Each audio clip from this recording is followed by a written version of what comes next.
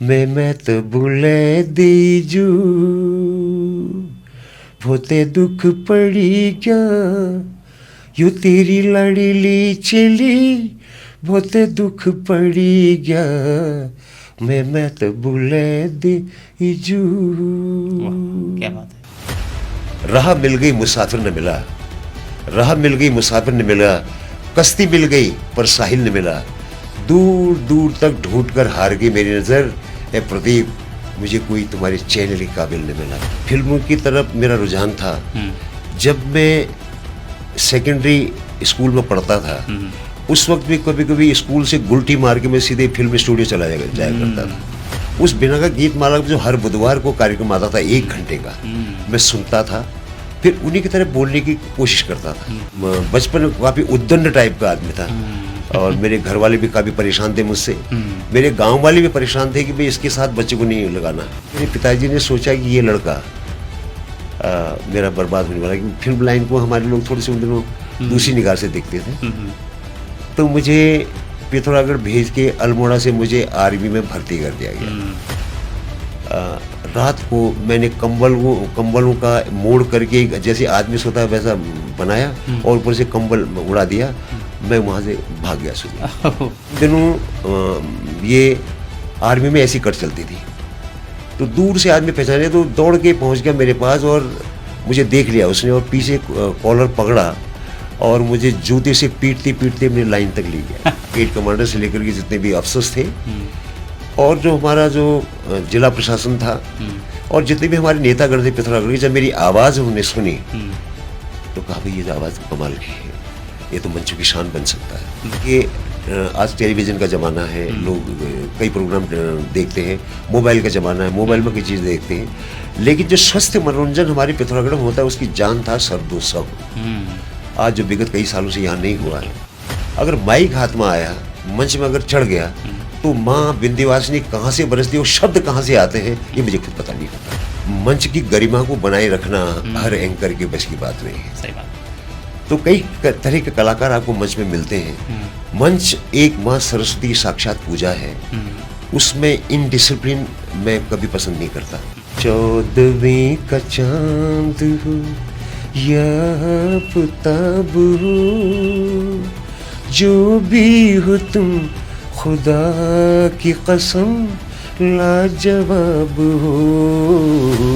फौज में जब मुझे जम गया फौज के अंदर, तो बस मुझे सिर्फ एक गोली एक दुश्मन नजर आता था कि भाई देश की सेवा मेरा एक बहुत बड़ा योगदान हो, ऐसी मेरी आशा थी और वही मैंने काम किया।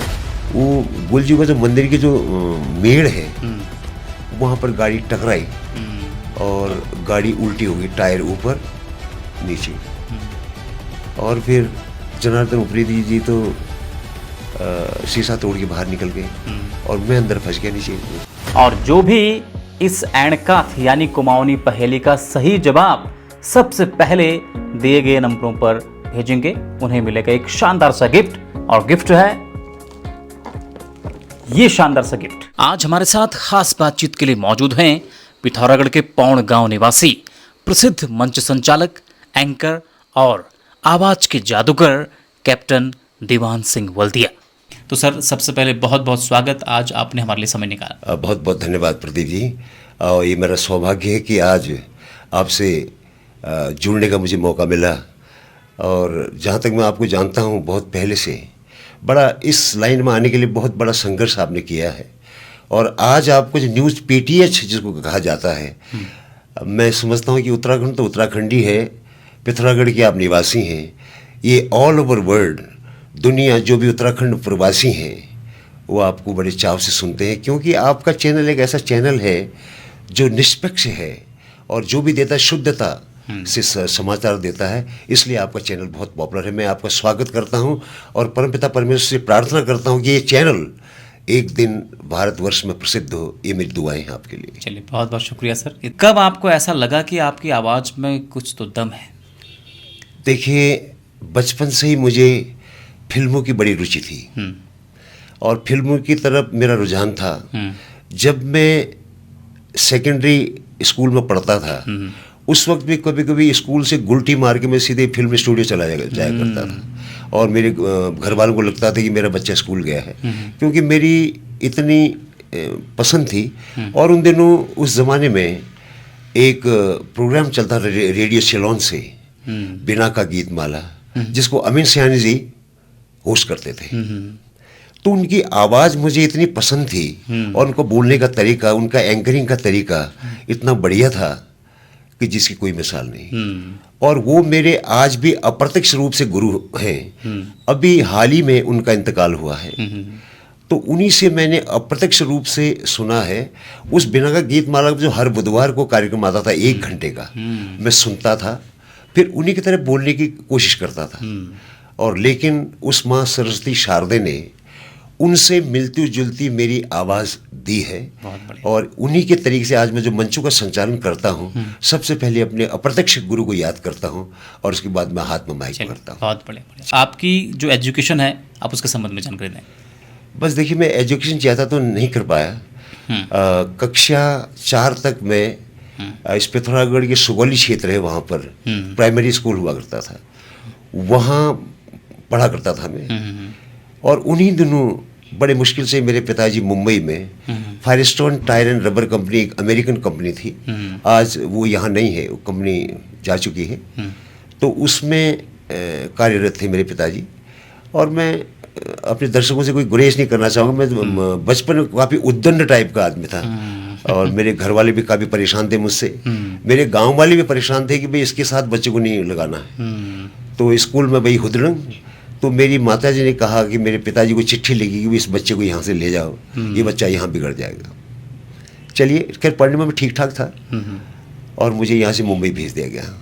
और मुंबई में फिर मुझे घाटकुपर में एक स्कूल था जिसके प्रिंसिपल अल्मोड़े के पंजी थे, मंगला हिंदी हाई स्कूल, राजेंद्र पाल मंगला हिंदी हाई स्कूल, उसमें मेरा फिर 5 क्लास से एडमिशन कराया गया, और वहीं से मैंने मैट्रिकुलेशन किया। और फिर उसके बाद दूसरे विद्यालय से मैं इंटरमीडिएट ही कर पाया, इंटरमीडिएट के आगे नहीं बढ़ चुका, क्योंकि मेरी पढ़ाई से ज़्यादा मेरी चॉइस थी कि मैं फिल्म लाइन में घुसूँ। और मैं लगातार रूप तारा स्टूडियो चंबूर में है मुंबई में, दादर में एक स्टूडियो हुआ करता था, तो रूप तारा स्टूडियो हो गया, और नटराज स्टूडियो हो गया, और RK स्टूडियो हो गया, और उस तरह से ओपेरा हाउस में स्टूडियो फिल्मिस्तान। तो मैं जहाँ भी जब भी मुझे मौका मिलता था मैं चला जाता था। तो इस तरह मेरी ज़िंदगी शुरू हुई। बहुत बढ़िया। और उन दिनों क्या होता था कि एक्स्ट्रा मैन के लिए गेट में लोग लाइन लगी रहती थी, तो दिन का 10 रुपया उनको दिया जाता, उनका मेहनताना, और एक बार चाय। और जो भी गांव के सीन होते हैं जो एक्स्ट्रा मैन उनको चाहिए, तो उसमें कभी कभी मैं जाया करता था। तो इसको देखते हुए मेरे पिताजी ने सोचा कि ये लड़का मेरा बर्बाद होने वाला है, क्योंकि फिल्म लाइन को हमारे लोग थोड़े से उन दिनों दूसरी निगाह से देखते थे। तो मुझे पिथौरागढ़ भेज के अल्मोड़ा से मुझे आर्मी में भर्ती कर दिया गया। 1967 की बात है। 1965 में मेरी पढ़ाई ख़त्म हो गई थी इंटरमीडिएट करने के बाद। तो जो 67 में मुझे पिथौरागढ़ ला करके अल्मोड़ा से मुझे भर्ती कर दिया गया। और जब मेरी वो ARO ने, एक अभी मुझे याद है नाम उनका, अल्मोड़े में शाहजी ARO हुआ करता, उन्होंने मेरा तरीका देखा, मेरे सर्टिफिकेट्स देखे, तो कहा बेटा अभी आपके लिए पोस्ट नहीं है, या तो आर्मी सप्लाई कोर में ड्राइवर की सीट है, जगह है, या फिर इन्फेंट्री में कुमाऊं रेजिमेंट की है।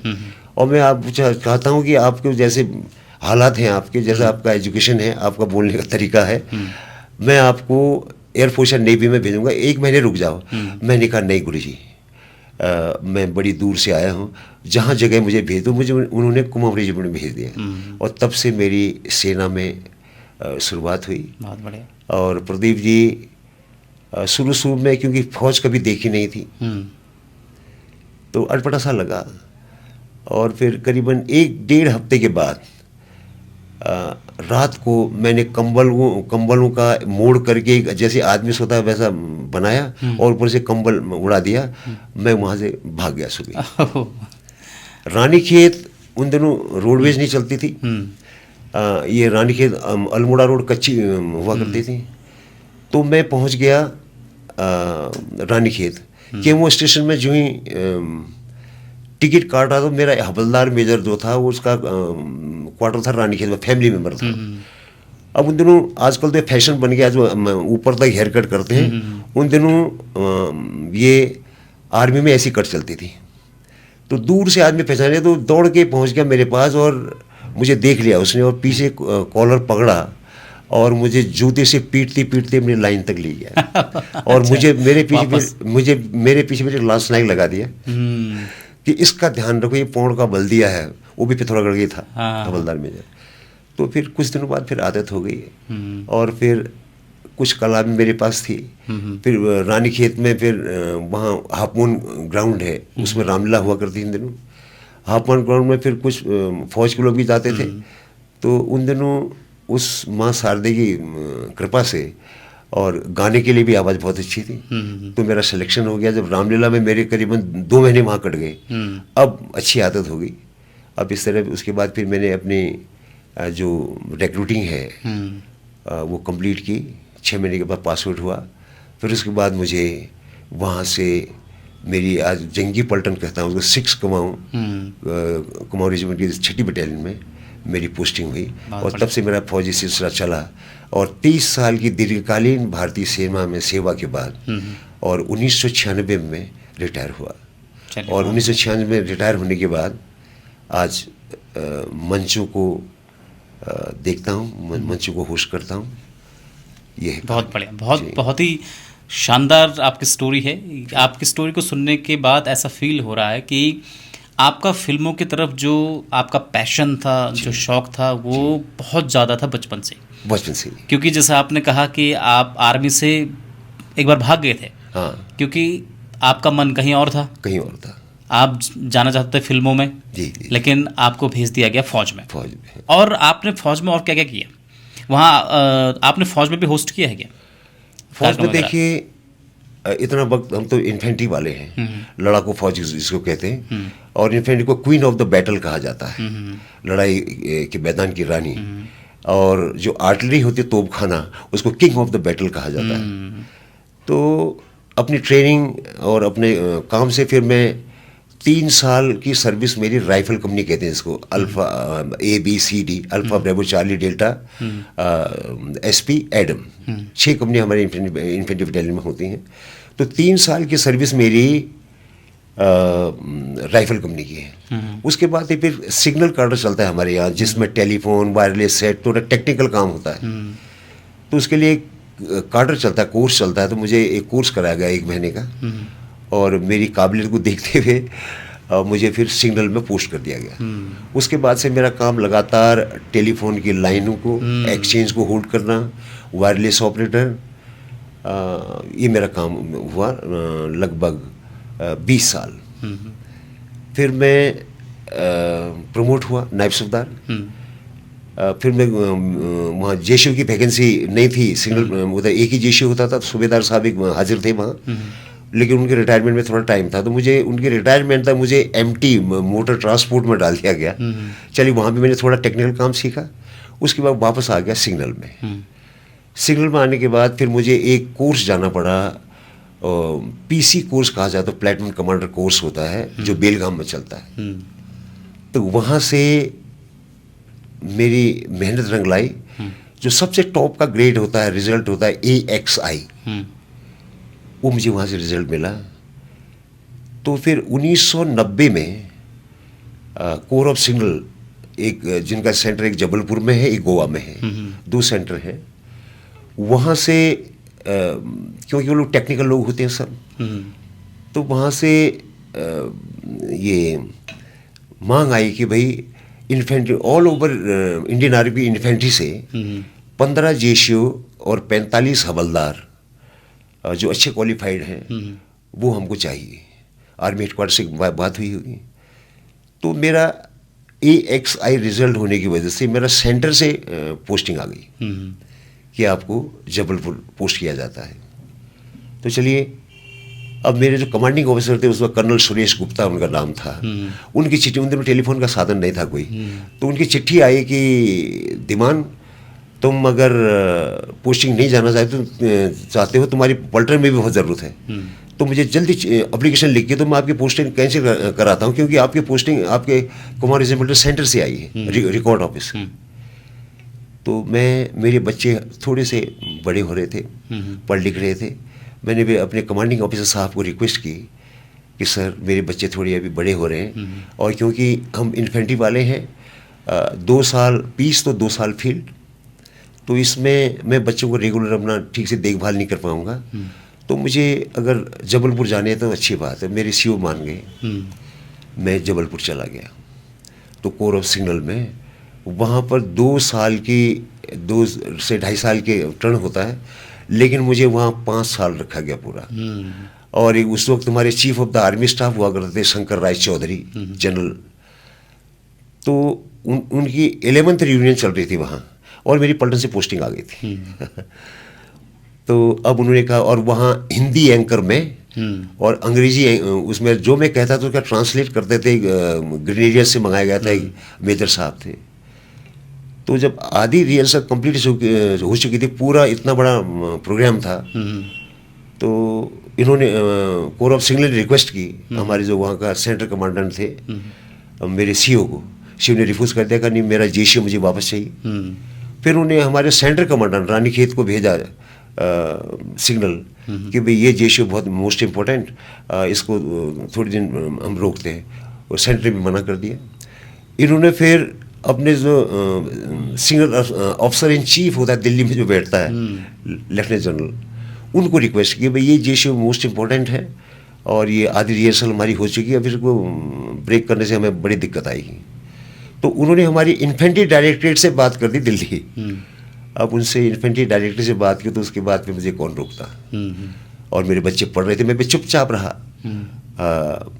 तो इस तरह से मुझे 5 साल वहाँ कट गए मेरे। वहाँ एंकरिंग का मौका मिला उसके बाद आपको? तो वहाँ क्या होता था, साल में एक बार, क्योंकि वहाँ जो कोर ऑफ सिग्नल है, पूरी भारतवर्ष के कोने कोने से लोग उसमें आते हैं। जैसे हमारी कुमाऊं रेजिमेंट है, इसमें ऑफिसर ऑल ओवर इंडिया के कहीं भी आ जाते हैं, लेकिन बट जो हमारी कुमाऊं रेजिमेंट में, उसमें या तो कुमाऊं नहीं मिलेगा, और फिर हमारी एक बटालियन है 13 कुमाऊं जिसको कहते हैं, ये प्योर अहिरों की बटालियन होती है।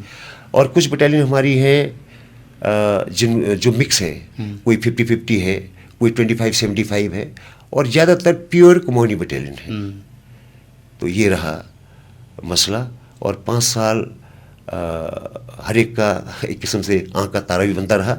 और साल में एक बार फिर वहाँ इंटर कंपनी कंपटीशन होता था, ये कल्चरल प्रोग्राम, सांस्कृतिक कार्यक्रम, जो ऑल ओवर इंडिया के कार्यक्रम उसमें दिखाए जाते थे। तो वहाँ भी फिर मुझे जब उन्होंने मंच में सुना, तो उसके बाद जबलपुर में जब आर्मी के बड़े बड़े जब स्पोर्ट्स आते थे, ख़ास तौर से इंडियन आर्मी की चैम्पियनशिप बॉक्सिंग सबसे वहीं खेली जाती थी, तो वहाँ भी मुझे फिर एंकर का मौका मिला, और लगभग 5 साल मैंने एंकरिंग की कोर ऑफ सिग्नल जबलपुर में। बेसिकली जैसे आपका आज नाम है कि आप एक फेमस एंकर के तौर पे मंच संचालक हैं, तो आपने अपने आप को मंच संचालक आपने कब मान लिया था कि अब मैं भाई एज अ होस्ट हूँ? मैं मंच संचालक मैंने माना, अब आर्मी की कहानी यहीं पर आप ब्रेक करता हूँ, आगे बढ़ता हूँ। आप थोड़ा सा आगे आते हैं। 1996 में रिटायर हुआ, तब तक मुझे पिथौरागढ़ में मेरे गांव या मेरे इष्ट मित्रों के अलावा बहुत कम लोग जानते थे। तो उसी वक्त हमारे एक महान हस्ती हमारे गांव की है, आज ओपी कैप्टन रैंक है, और उनका लड़का आज आर्मी में मेजर है, और 2 बार सेना मेडल बार ले चुका है। तो उनको वो नौकायन में थे, तो उनकी जो परफॉर्मेंस थी, उनकी जो चीज़ें थी, उसको देखते हुए भारत सरकार ने उनको अर्जुन अवार्ड से सम्मानित किया, अर्जुन प्रकाश से सम्मानित किया। जब वो यहाँ वो पुरस्कार लेके यहाँ पहुँचे, तो सब लोगों का विचार हुआ कि इसका भी पिथौरागढ़ में आज, एक तो कापड़ी जी थे पहले, आज इस दुनिया में नहीं, में हाल ही में उनका देहांत हुआ है, और दूसरे अर्जुन अवार्डी ये है आज, जिनके नाम से हमारा स्पोर्ट स्टेडियम भी यहाँ पर है। तो जब ये पहुंचे तो उनका जब नागरिक अभिनंदन के लिए कहा गया तो पूरे पिथौरागढ़ ने सराहा। उस वक्त मुझे पहली बार मंच में चढ़ने का मौका मिला और जिससे आर्मी के ऑफिसर, इवन ब्रिगेड कमांडर से लेकर के जितने भी अफसर्स थे और जो हमारा जो जिला प्रशासन था और जितने भी हमारे नेतागण थे पिथौरागढ़ के, जब मेरी आवाज़ उन्होंने सुनी तो कहा भाई ये तो आवाज़ तो कमाल की है, ये तो मंच की शान बन सकता है। तो उन्हीं दिनों छलिया महोत्सव चल रहा था मेरे ख्याल से, और हमारे एक प्रोफेसर हुआ करते शुक्ला जी डिग्री कॉलेज में, वो होस्ट करते थे। धोती कुर्ता पहन के बड़े अच्छे नॉलेज वाले थे। तो जब मैं मंच पर चढ़ा तो फिर यहाँ के लोगों ने, जो ऑर्गेनाइजर थे, उन्होंने शुक्ला जी को मना कर दिया कि नहीं, अब ये बल्दिया जी मंच पे चढ़ेंगे, आप आराम कीजिए। उन्हीं दिनों फिर मेरा सौभाग्य, एक आज महान कवि है, महान कहानीकार है और महान व्यक्तित्व है और महान एंकर है, जिसका नाम है जनार्दन उप्रेती, और इसका इंटरव्यू शायद आप पहले ले चुके हैं। बिल्कुल। और एक किस्म से उम्र में तो मुझसे करीबन 10-12 साल छोटे हैं, लेकिन अब ब्राह्मण होने के नाते प्रणाम मेरे उनकी उड़ जाता है। तो जब भी मेरी बात हुई सबसे पहले गुरुजी प्रणाम मेरा ही होता है। उनका साथ हुआ। फिर उन्होंने कुछ खूबियाँ भी बताई, क्योंकि हर आदमी 100% राइट नहीं होता, किसी भी कोई भी फील्ड हो। तो उनका साथ रहा, फिर उनसे भी कुछ सीखने को मिला। और आज मैं उनको धन्यवाद देना चाहूँगा कि आज हमको 29 साल हो गए हैं, जहाँ भी मंच होता है एक साथ हम मंच को साझा करते हैं, चाहे 7वां 8वां महोत्सव हो, मुष्टियमानु महोत्सव हो, या फिर यहाँ से लेकर थल महोत्सव हो, पांखू महोत्सव हो, जितने भी महोत्सव हमारे पिथौरागढ़ क्षेत्र में होते हैं, होस्ट करते हैं इसको। चलिए, बहुत और एक बात अब यहाँ पर चलते चलते आपको कहूँगा, अगर आप बुरा न माने, शरदोत्सव जब भी चलता तो काफ़ी रश होता था, क्योंकि देखिए आज टेलीविज़न का ज़माना है, लोग कई प्रोग्राम देखते हैं, मोबाइल का ज़माना है, मोबाइल में कई चीज़ देखते हैं, लेकिन जो स्वस्थ मनोरंजन हमारे पिथौरागढ़ में होता है उसकी जान था शरदोत्सव। आज जो विगत कई सालों से यहाँ नहीं हुआ है, ये जो एक किस्म से सीमा से लगा हुआ जिला हमारा है, लेकिन उससे भी ज़्यादा तगड़ा प्रोग्राम जो हमारी संस्कृति के संरक्षण के लिए था, उसका नाम था छलिया महोत्सव। अच्छा, छलिया महोत्सव शुरू इसलिए किया गया कि जो छलिया नृत्य डूबने के कागार पर आ गया था। तो हेमराज बिष्ट एक हमारे हैं, 1997 में पहली बार उन्होंने पिथौरागढ़ के जो सदर का रामलीला फील्ड है, पहली बार उन्हें वहाँ छलिया महोत्सव करवाया। अदरवाइज छलिया डूब चुके थे और जो पाश्चात्य संगीत बैंड वो हावी हो गया था हमारे कुमाऊनी संस्कृति में। तो उन्होंने पहली बार वो किया, तो उसके बाद मैं भी जुड़ा, जन्नू भाई तो उसमें थी। तो उसके बाद अब दूसरे जात में छलिया महोत्सव तो चला, तो बहुत बड़े स्तर पर चला। लगभग 50 छलिया दल पूरे पिथौरागढ़ जिले से आमंत्रित किए गए, और ऐसी भीड़ मची क्योंकि हमारी संस्कृति है। और आज छलिया जब कोई भी बारात हमारे क्षेत्र में होती है, पिथौरागढ़ हो, अल्मोड़ा हो, नैनीताल हो, बागेश्वर हो, हमारे जो कुमाऊनी, इवन मुंबई से भी आजकल छलियों की मांग आने लगी। तो छली के बगैर बारात को अधूरा माना जाता है। तो मैं अब जो छलिया महोत्सव समिति के जो बड़े ओहदेदार लोग हैं, पवन जोशी हैं, राकेश देवलाल हैं, शर्मा जी हैं, और हमारे ललित मोहन कापड़ी हैं, हेमराज बिष्ट हैं, जनार्दन उप्रेती हैं, मैं इन लोगों से कई बार रिक्वेस्ट कर चुका हूँ कि भाई छलिया महोत्सव को और जीवित किया जाए, क्योंकि हमारी बहुत पौराणिक कला है, पौराणिक संस्कृति, हम पौराणिक धरोहर है। लेकिन अब देखिए आगे जाके क्या करते हैं। हाँ तो सभी कह रहे हैं, अब मुझे देखना ये है कि अब ये छलिया दोबारा पिथौरागढ़ के उस ऐतिहासिक देव सिंह मैदान में किस दिन छलिया बाजा बजता है। छलिया महोत्सव की बात कर, चलिए बहुत बढ़िया। आप जिस मंच पे भी जाते हैं जी, तो समा बांध देते हैं, बहुत सारे लोग तो आपको सुनने के लिए भी आते हैं। हाँ, और जो आपका अंदाज है शेरो शायरी का भी, जी, कुछ अगर हमारे दर्शकों के सामने रख पाएं। एक सुनहरा नूर एक अनोखा भोर है, एक सुनहरा नूर एक अनोखा भोर है, नाचता जहाँ हर पल उम्मीदों का मोर है। ये पिथौरागढ़ घाटी है सुरमई और हकीकत का भी जोर है। क्या कहूँ मेरे इस पिथौरागढ़ के बारे में, क्योंकि पिथौरागढ़ की तो बात ही कुछ और है, बात ही कुछ और। क्या बात। जिंदगी में आपकी अहमियत बता नहीं सकते, इस दिल में आपके और आपके चैनल की अहमियत बता नहीं सकते। आपके चैनल और आपसे कुछ रिश्ते इतने अहम जुड़ गए हैं जो हम आपको न जनता को न आपको किसी को न बता सके न दिखा सकते। 77 साल में भी जी जो आपकी आवाज़ है, हाँ वही उसमें बेस, वही स्पष्टता, इसका राज क्या मानते हैं? आपकी जो आवाज़ है जी उसके लिए कुछ आपकी तरफ से प्रिकॉशंस वगैरह भी लिए जाते हैं? प्रिकॉशंस लेते हैं। देखिए, ठंडी चीज़ें नहीं खाना, खट्टी चीज़ें नहीं खाना, और ऐसी चीज़ों का इस्तेमाल नहीं करना जिससे कि आवाज़ को नुकसान पहुंचता। और दूसरा, इससे कुछ फर्क नहीं पड़ता, लेकिन जो माँ शारदे सरस्वती बीणावती, जिसका मैं अखंड पुजारी हूँ बस, और मेरे इष्ट देवता और मेरे माँ बापों का आशीर्वाद और मेरे संगी साथियों का आशीर्वाद, वो उन्हीं के बलबूते पर आवाज़ मंच पर गूंजती है। और सर्दोत्सव में कई लोगों से सुनता था, कई चाहने वाले लोग कहते थे, बल्कि जी हम प्रोग्राम को कम आपको सुनने जाते हाँ, थे। बिल्कुल बिल्कुल सही बात। अब जब तक मैं मंच से नीचे होता हूँ प्रदीप जी, मुझे ये पता है कि अब मंच पर क्या होने वाला है, क्या प्रोग्राम होने वाला है, लेकिन मुझे क्या बोलना है ये पता नहीं होता अभी भी।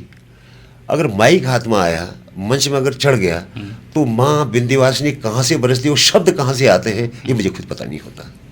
ये मेरा राज है। बहुत बढ़िया। मंच संचालन का कार्य पूरे दर्शकों को जो है कि समा बांधना है, उनका अटेंशन खींचना है, और पूरे प्रोग्राम को पूरा जो डिसिप्लिन में रखने का काम भी मंच संचालक का होता है। बिल्कुल। तो ये आपका इस एक्सपीरियंस के संबंध में कुछ जानकारी दें कि कैसा रहता है जब आप लोग जाते हैं मंच अब पे? मैं यहीं पर एक चीज़ कहूँगा आपको, मंच संचालन उद्घोषक जिसको कहते हैं आप, और उसको अंग्रेजी में एंकर कहा जाता है। अब एंकर शायद इसलिए कहा गया, शब्द निकाला गया, जब पानी का जहाज समुद्र के किनारे लगता है तो एक एंकर डाला जाता है जमीन में, ताकि जहाज वहां से हिले नहीं। वही है एंकर की क्रिया, पब्लिक को बांधना। और एंकर के शब्दों में वो जोर नहीं है, उसके कथन में वो चीज़ नहीं है जिससे कि एंकर बधे नहीं, तो फिर एंकर नहीं कहलाता। दूसरा, फिर पब्लिक को बांटना इतना आसान काम नहीं है। सिर्फ प्रोग्राम से पब्लिक नहीं बनती, कुछ आपके शब्द, आपके जो व्यवहार, आपको बोलने का तरीका, ये मेन चीज़ रखती है, पब्लिक को बांटने का तरीका होता है। दूसरा, फिर मंच की गरिमा को बनाए रखना हर एंकर के बस की बात नहीं है। सही बात। तो कई तरह के कलाकार आपको मंच में मिलते हैं। मंच एक माँ सरस्वती की साक्षात पूजा है, उसमें इनडिसिप्लिन मैं कभी पसंद नहीं करता। और जब भी प्रोग्राम आते हैं तो उसको कैसे ऑर्गेनाइज किया जाए। अब मान लीजिए कि एक खराब गायक आ गया, एक बहुत अच्छा गायक आ गया, एक थोड़ा सा कमजोर कलाकार है, एक बहुत अच्छा कलाकार है, उसमें देखना पड़ता है कि भाई इन दोनों को कैसे बीच में डाला जाए ताकि पब्लिक बोर ना हो। बिल्कुल। तो इस तरह से लाया जाता है। आपने अच्छे अच्छे प्रोग्राम एक बार दिखा दिए और फिर कमजोर प्रोग्राम लाने लगे, पब्लिक बोर हो जाएगी। तो इसलिए कमजोर को भी आगे बढ़ाना है और बहुत अच्छे को भी और ऊंचा उठाना है। बिल्कुल सही। तो ये एंकर की खासियत होती है और यही चीज़ मंच में देखी जाती है। लेकिन मंच का जो अनुशासन होता है और जो पूजा होती है, और हर कलाकार को मैं आज इस आपके इंटरव्यू के माध्यम से कहूँगा कि जो भी कलाकार किसी भी तरह का हो, जब तक मंच की गरिमा को नहीं समझ पाता, मैं उसको कलाकार नहीं कहूँगा। आपके इस पूरे सफ़र में ऐसे भी मोड़ आए होंगे कि जब आपसे कुछ लोग नाराज़ भी हो गए होंगे कि मुझे मौका नहीं दिया इस तरह से, तो ये भी मतलब आपने कभी एक्सपीरियंस किया? कई बार, बहुत बार। कुछ ऐसे उद्दंड कलाकार भी होते हैं, हाँ। जिनको सिस्टम का पता नहीं होता। वो जनार्दन उप्रेती कहते हैं, एक शब्द मुझको बड़ा याद आता है, एंकर के कर कि न कर, कोई उत्खेल लुच्छ, कोई उत्खेल लुच्छ, पहाड़ी भाषा में कहना। यानी कि कोई वहाँ खींचता है, कोई वहाँ खींचता है, कोई कहता है मैं पहले। लेकिन एंकर को अपनी गरिमा बनानी पड़ती है। और फिर मेरा स्वभाव है ऐसा, लोग मानते हैं। और फिर मैं जो जल्दी जल्दी कहता है, तो एक प्रोग्राम अगर मंच में चल कोई किनारे ले जाके मुझको समझा देता हूँ, देखो भाई मेरी हालत को समझो, और मैं आपको उसका नंबर छोड़ के आपको पहले लगा देता हूँ, तो फिर मेरी क्या इस मंच की गरिमा रह जाएगी। कुछ लोग तो मानते हैं और कभी नहीं मानते हैं, तो चलो बीच में अगर छोटा प्रोग्राम है दे देते हैं ना, ये है। लेकिन मंच में मुझे कभी भी बेइज्जत नहीं होना पड़ा आज तक। इस 30 साल के अंदर। एंकर अगर किसी को बनना है, कैसा प्रोफेशन आपके हिसाब से जो है लगता है, क्या क्या क्वालिटीज उनके अंदर होनी चाहिए? देखिए, एंकर के अंदर सबसे पहले तो ये चीज़ होनी, प्रेजेंस ऑफ माइंड। हालात क्या कह रहे हैं, बिल्कुल सही। हालात के मुताबिक अपने आप को बदलना। और दूसरा, आर्टिफिशियल आवाज़ बना के नहीं बोलना, जो अपनी रियल वॉइस है उसको हाँ, सही बात। इस्तेमाल करना। और शब्दकोश, उसकी नॉलेज होना चाहिए, और मंच की सिचुएशन को समझता हो। और आज जनार्दन उप्रेती और मेरा सौभाग्य है, मानते हैं कि आज हमने सैकड़ों एंकर इस पिथौरागढ़ को दे दिए हैं। जब हम 1997 में मैदान में उतरे मंचों में, तो बड़े बड़े विद्वान लोग भी मंच में देखा, अगर उनके हाथ में माइक आता है, जब हजारों की संख्या में जनता खड़ी बैठी है सामने, तो उनके हाथ कांपने लगते थे और जवान लड़खड़ाने लगती थी। लेकिन आज उत्साहित हैं लोग, यार मंच में हमें भी मौका मिले, बोलने लगे, तो ये हमारा सौभाग्य है। आज मेरा डुप्लीकेट पैदा कर दिया हमने, नानू बिस्ट शायद वो कहता है कि मुझे सर, आपको सुनते सुनते, आपको कॉपी करते करते मुझे 11 साल का टाइम लगा, और 11 साल बाद में आपकी आवाज़ को थोड़ा कॉपी करते मंच पर आ पाए हूँ। और आज लोग उसको जगह जगह मंच पर बुलाते हैं, बल्कि इवन अभी अक्टूबर में उसकी आवाज़, उसके नॉलेज को देख करके दिल्ली में एक प्रोग्राम होने जा रहा है, तो उसको आमंत्रित किया। तो बड़ी खुशी हुई थी कि मेरा शिष्य, मेरा सिखाया हुआ बालक आज एक बहुत बड़े मंच को साझा करेगा। तो ये कहानी है। मैं तो बुले दीजू होते दुख पड़ी क्या, यू तेरी लाडली चली बहुते दुख पड़ी गया, मैं तो बुले दीजू। क्या बात है। बड़ी मैं खुर्शनी लाई पियलु बराना, बड़ी मैं खुर्शनी लाई पियलु बराना, नन छना मरी जनू झगुली शरण, मैं तो बुले दीजू।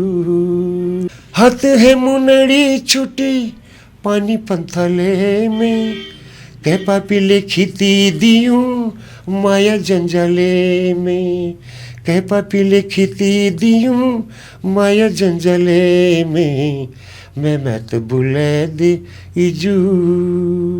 वो गाना बहुत लंबा है, लेकिन बस दो खूबसूरत, इतनी अच्छी आवाज़ आपकी।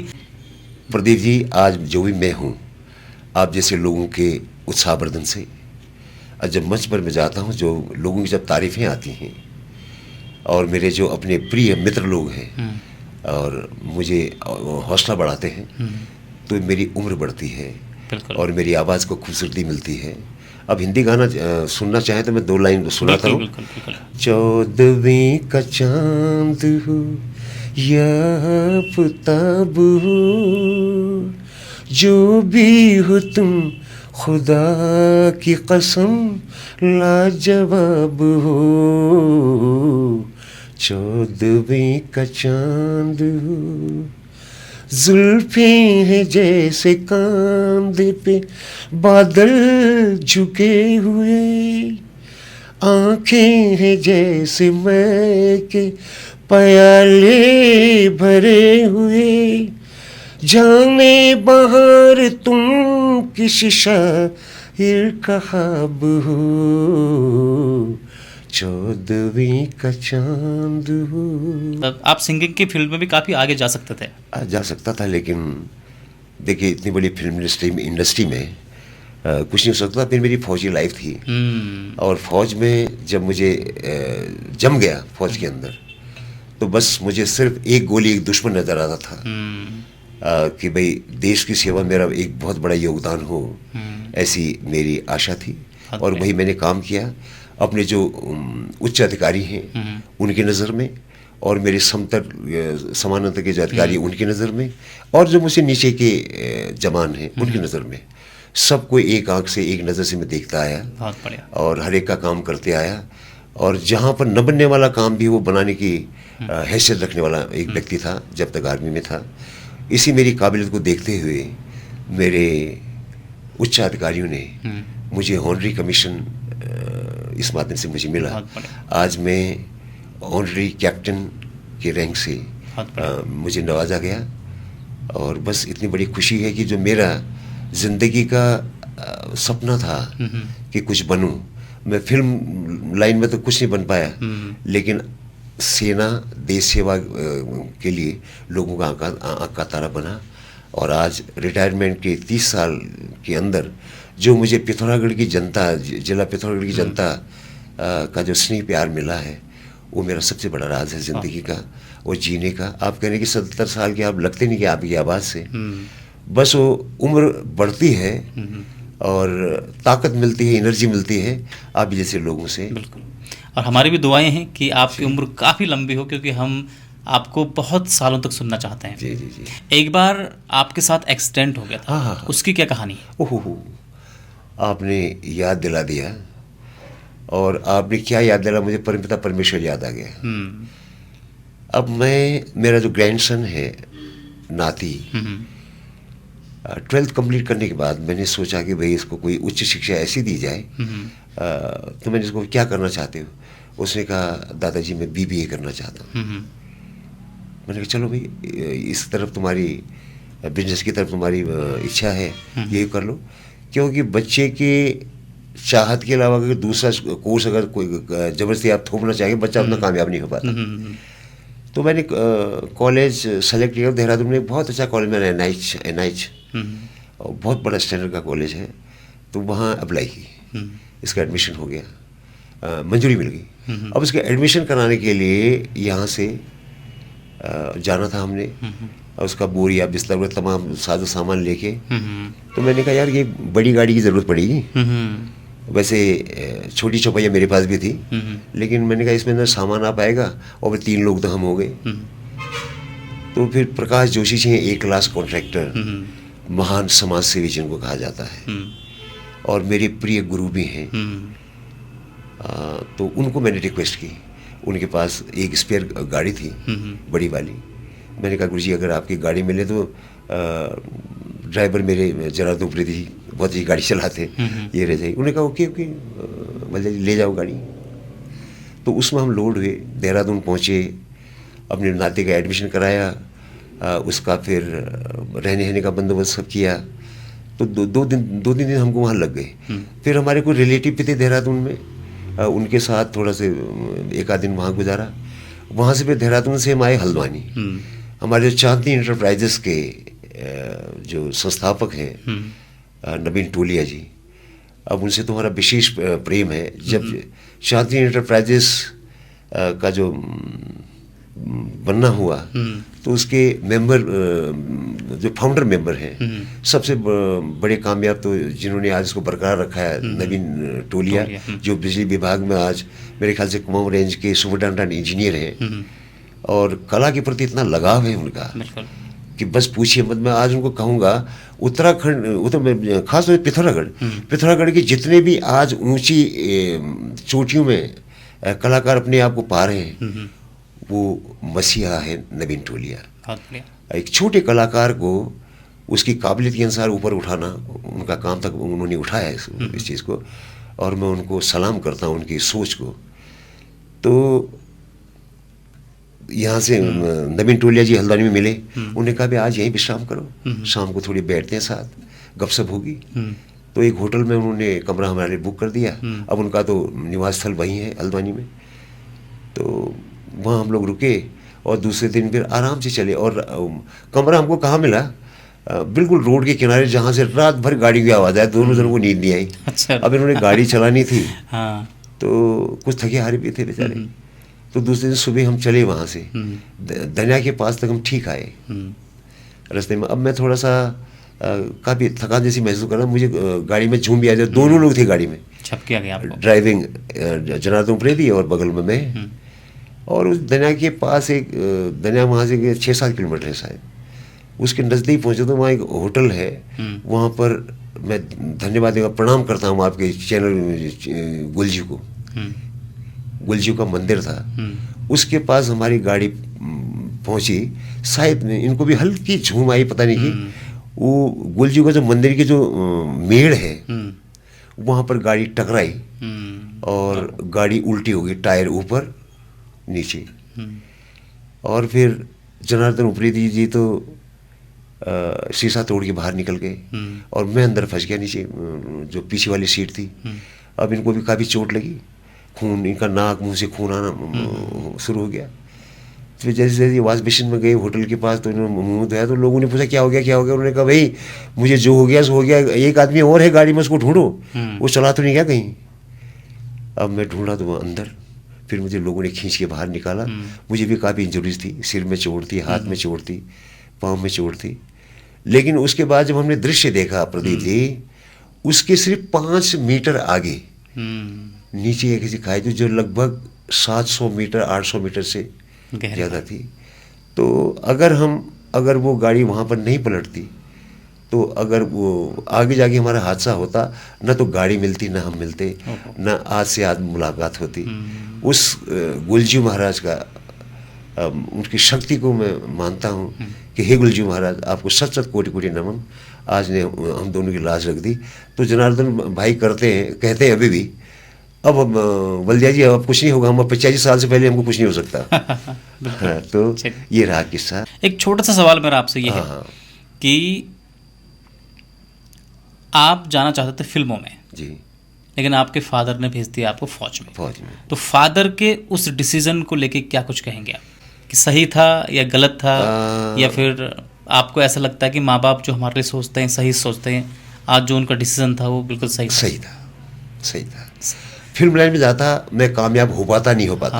आज जाने कहाँ होता, किन गलियों की खाक छान रहा होता। आज कितने लोग बर्बाद हैं वहाँ। बिल्कुल। और फिर फिल्म लाइन तो एक ऐसी लाइन है, इतना कंपटीशन है बड़े बड़े आर्टिस्ट में भी। आज जो चुनिंदा कलाकार हैं उनके अंदर भी कंपटीशन है और देखा देखी होती है। लेकिन एक आदमी की इच्छा होती है, चॉइस होती है किसी लाइन को पकड़ने की। अच्छा ही हुआ कि मेरे पिताजी आज इस दुनिया में नहीं हैं।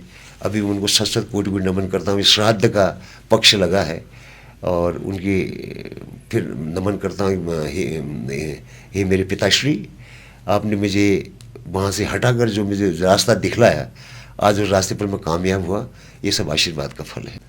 हाँ, कहूँगा प्रदीप जी आपके लिए, राह मिल गई मुसाफिर न मिला, राह मिल गई मुसाफिर न मिला, कश्ती मिल गई पर साहिल न मिला, दूर दूर तक ढूंढ कर हार गई मेरी नज़र, ए प्रदीप मुझे कोई तुम्हारे चैनल के काबिल न मिला, काबिल नहीं मिला। ये वादियाँ ये फ़ज़ाएं बुला रही हैं तुम्हें, ये वादियाँ ये फ़ज़ाएं बुला रही हैं तुम्हें, खामोशियों की सदाएं बुला रही हैं तुम्हें, ये वादियाँ ये फ़ज़ाएं बुला रही हैं तुम्हें, ये वादियाँ ये फ़ज़ाएं बुला रही है तुम्हें। क्या बात है, बहुत बहुत धन्यवाद सर, बहुत बहुत शुक्रिया, आज आपने हमें समय दिया।